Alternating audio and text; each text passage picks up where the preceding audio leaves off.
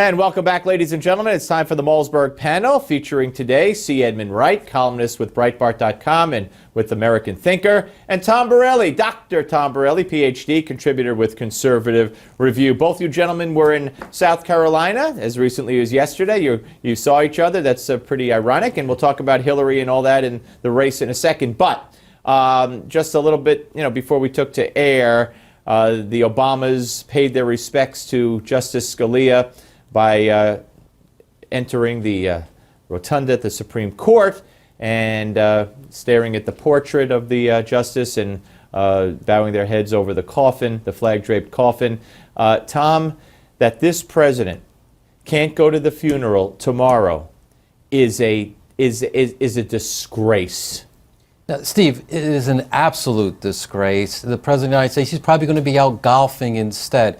Look, he's been a community activist. All he knows is politics, and he cannot bring himself to go to a funeral service for a Supreme Court judge who served 30 years honorably. And, he's paying his respects now. No, as soon as Mr. Scalia passed away, he was on the tube hours later saying that he's going to appoint somebody new.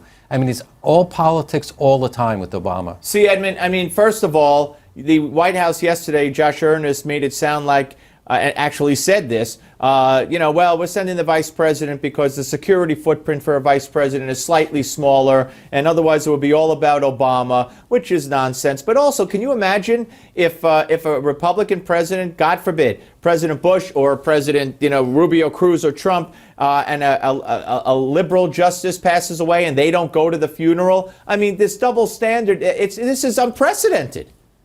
Yeah, it's just part of the ongoing media double standard, which, we've been all observing for 30 or 40 years. And Tom is correct. It's an outrage that Obama's not going to the funeral. But quite frankly, I'm glad he's not, because Obama probably loathed Antonin Scalia. I don't think Obama would honor Antonin Scalia by being at the funeral. I think it's more of an honor that he's not going to be there.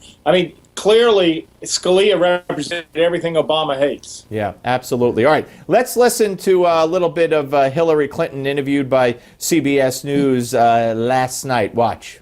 You talk about leveling with the American people. Have you always told the truth? I've always tried to. Always. Oh. He went on to say, it sounds like you're hedging a little bit there. No, I'm not hedging. I've always tried to. Tom, this is Clinton speak. That's why there's an expression, Clinton speak. This is what they do. It depends on the meaning of what the word is. There's a million examples. And this woman, and I have a gimme 5 at the end. I urge you all to stick around and watch it. She lies like she breathes. I don't even think she knows she lies anymore. She certainly doesn't know when she's lying or when she's telling the truth. She's so confused. But interestingly, the American people, even Democrats, are no longer fooled by this perpetual liar.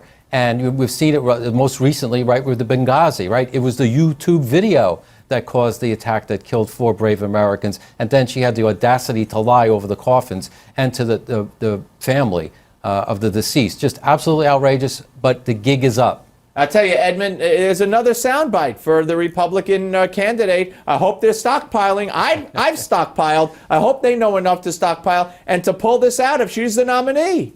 Yeah, well, unless, of course, they need to go to the video and find things Bernie Sanders said, because, Steve, as you probably know, polls are showing that Bernie's ahead nationally, or very close nationally, and there's panic on the Democrat side, but it's precisely because of moments like the one you just played. I think they're frightened that Republicans will have a whole lot of ammo if she's the nominee. All right, you guys were both in South Carolina. We got 30 seconds. Tom, what's going to happen on tomorrow?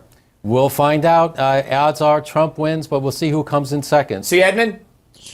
Cruz closing fast, but Trump wins, Rubio third. All right, and remember, folks, to tune in to Newsmax TV tomorrow night, beginning at 6:30 p.m. Eastern, special coverage of the South Carolina primaries, and I'll be involved in that as well. Up next, we'll take your calls and talk to New Yorkers on Trump and the Pope with Nora. Don't go away.